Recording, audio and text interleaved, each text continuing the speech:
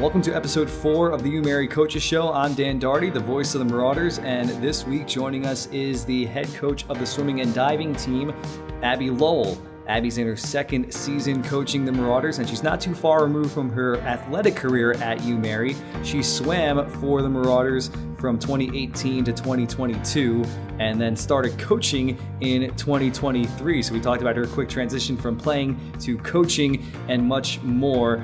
The swimming and diving team is off to a solid start this season. They have 2 dual victories, 1 very close dual loss, and a solid performance at a relay meet before heading on the road this weekend to take on Northern State.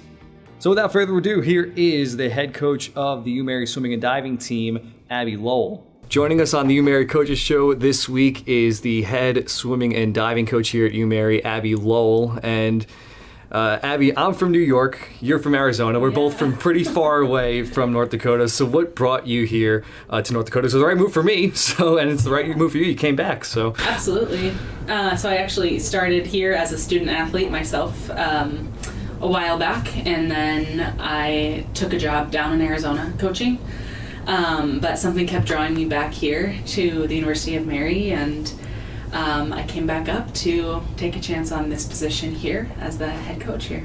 And that was a quick transition. It was, your last year swimming here was 2022, and then now you're back here as your second year coaching here. So to go from being a student athlete to being a coach that quickly, what did that require? You've had a lot of experience coaching outside of school, but then to get to this level, it's a pretty high level. Yeah, absolutely. I was grateful to have spent 1 year coaching at a D1 school down in Arizona as an assistant coach, and that really helped me just kind of have a grasp on college athletics on the other side of things. It was nice because there was 5 of us on coaching staff there, so I didn't have an extreme amount of duties, but it did give me a taste of what it would look like to continue as a coach at a high level.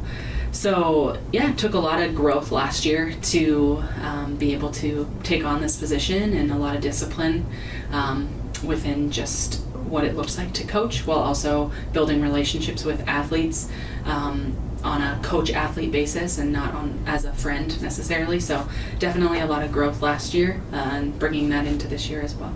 So what was it like, seeing the position here open up and, thinking, oh, maybe I can go back? It was like thought, I don't know, it just kept coming to my mind, like I should apply. Everyone around me was telling me that I should. And I kind of spent the summer as the interim actually before applying, and that helped me kind of see what it would look like, and kind of got a couple pushes, and I'm glad. It just seemed like every door kept opening as it should, and I think definitely the Lord wanted me here, so I'm grateful to be here. Great. And what attracted you to swimming and committing to swimming? A lot of kids swim. A lot of kids have pools, but what makes you want it to do it competitively?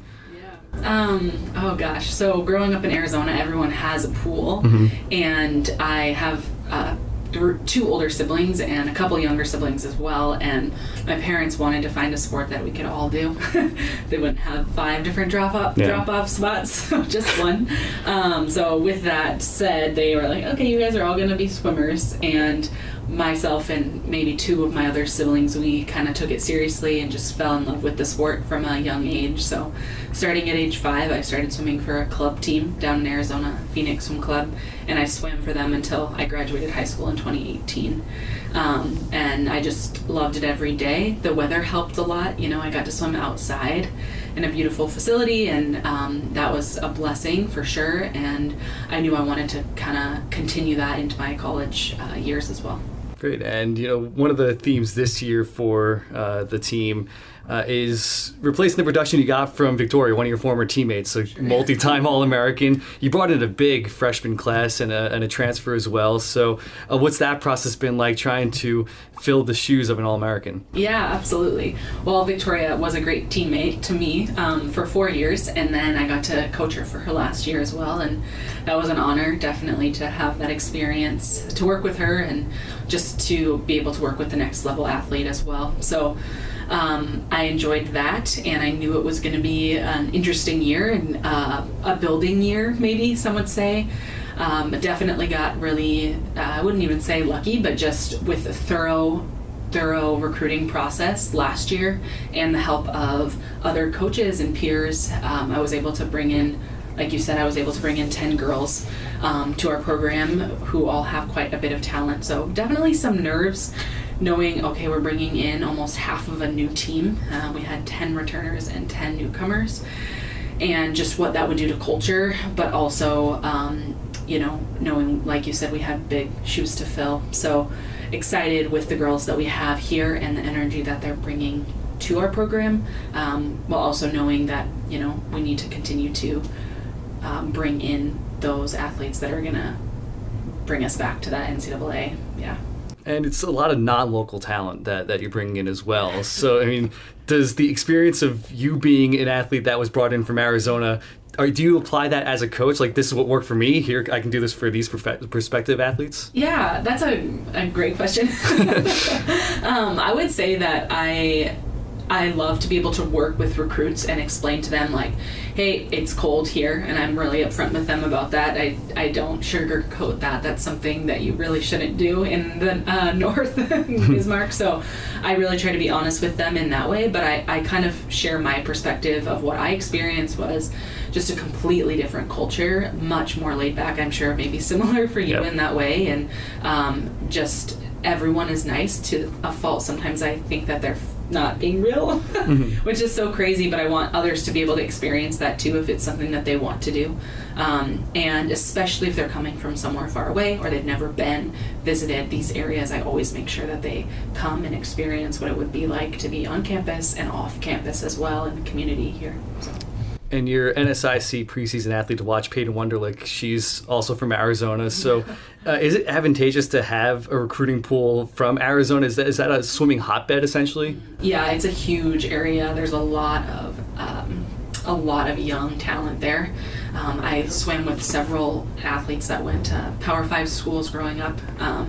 Just the competitive nature, and with it being you can swim outside year round, you don't ever have to cancel practices because of the weather, but definitely a lot of really good talent from there, and I'd love to continue to bring in Arizona talent for sure, but we've had several athletes from Arizona actually swim on for UMary. I think Peyton would be our sixth athlete actually. So interesting. And another thing I want to point out about the team this year, you have two pairs of sisters, which is interesting. One of them I brought in a transfer, and you got the Sheridans, you got the Desmonds. So what's it like having two sisters on the team? Yeah, they love it, first off. And actually the Desmonds have a cousin that swims for me too. Oh. So we're bringing their whole family. Mm-hmm. But yeah, it's definitely a good group and a fun dynamic. I love watching them interact, and they'll bicker like sisters, and then they'll love each other like sisters, and that's been really, really cool to see. And they just bring a kind of a new dynamic to the program of loving each other in a sibling way, and I see that kind of transitioning into the team, which is cool to see. I want them to feel like they're all sisters to each other and push each other like that, and get on each other's nerves and then love each other too. So. Mm-hmm. And one of the team aspects that stands out about the swimming and diving team is that you guys won the Cooper's Cup. A lot of volunteer hours last year helping out at sporting events, and you're a former SAC president yourself here. So is that something you take pride in, that volunteer spirit for the team? Yeah, absolutely. I think that, I want these athletes to leave better than they came in, and not because of myself, but because of the work that they get to do here and the experiences that they get to have. So I would say that, being able to help others in a way that doesn't always feel like work, supporting your teammates and colleagues and those that you compete with or you're in the weight room with, other sports teams that they're here with, those should be people that they should want to, to support and love. And I would really give a lot of the credit to the captains this past season. Mickey and Allie, they were really great, and they really pushed the team, honestly, to kind of continue that culture and build and love other sports teams here as well. and they just have kind of continued that. I can't really take a lot of credit, honestly, in the way that they served last year and the number of hours. It really came from within, and it's something that they love to do. Yeah, that's been one of my favorite things in my short time here so far, is going to a sporting event, seeing, oh, there's the wrestling team, there's the baseball team, there's the football team. Yeah, it's really fun that they fill out the stands at almost every sporting event. So Yeah, absolutely. on the roster this year is only one senior too. So as a coach, does that change your perspective of knowing that a lot of these swimmers will be back next year for you? Yeah, it's super exciting to know that, and just to have that kind of confidence of the culture will get to continue, and we're looking to bring in another 6 or 7 athletes and hopefully get up to our biggest roster size yet. But yeah, I'm excited. I'm sad to lose our senior, of course. She's actually was my teammate. She was a freshman when I was a senior. So that's a little sad, but also really, really good, and a good change for us as we continue to grow. And it's exciting to have so many familiar faces that will come back next season. And you've had good success this year. Two wins, one really close loss, good performance at a relay meet too, and you're doing it without divers, which is a challenge. So what's that like, trying to get these wins in dual meets without getting those diving points? Yeah, for sure. Very strategic.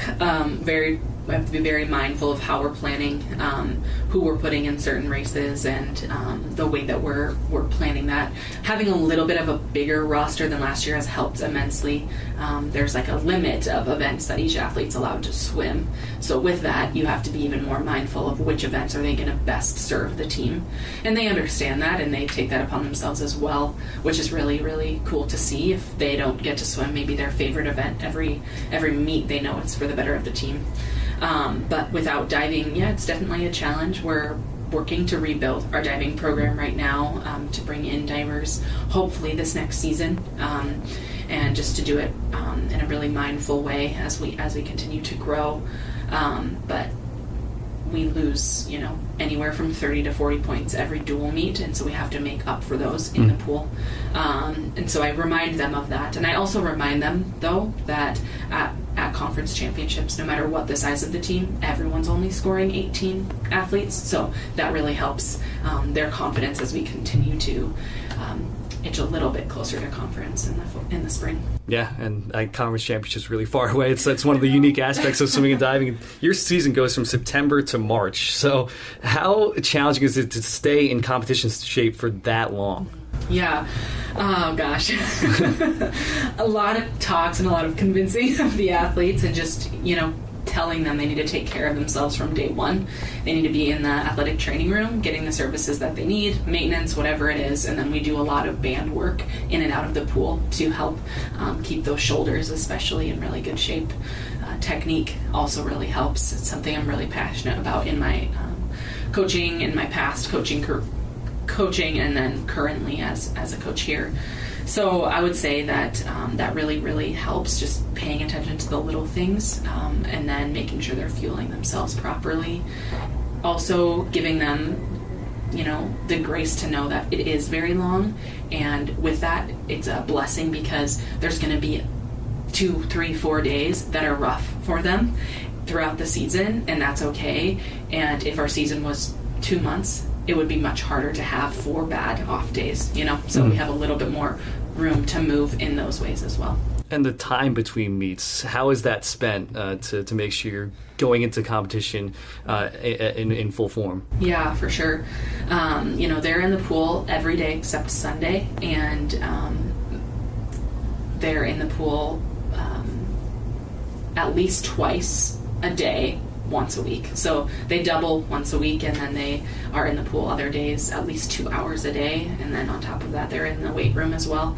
So they're working really, really hard to make sure that they're continuing to stay in shape for the long period of time. And then with that, we kind of taper throughout the season to make sure that we're preparing for the right meet. So kind of going back to that strategic planning. So when it comes to mid-season, which is coming up here in a couple weeks in the Minneapolis area, we'll taper taper off a little bit. So sets will get a little bit easier to say, and then that will help their bodies to rest so that they're ready to go for competition and they'll suit up for that meet. And then the same goes for conference. So you kind of peak twice throughout the season within your training.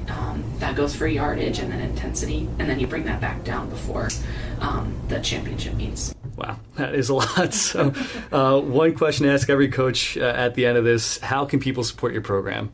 Oh, wow.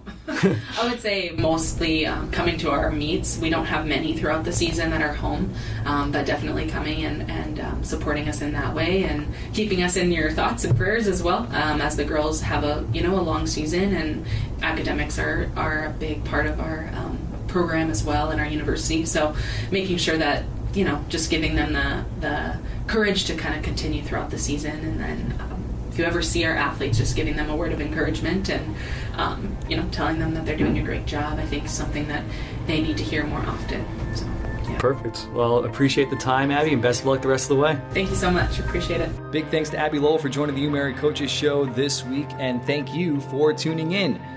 Make sure you stay tuned to our social media channels every Wednesday for a new episode of the UMary Coaches Show. You can head to goumary.com for all those links. And once again, thanks for listening. Go Marauders.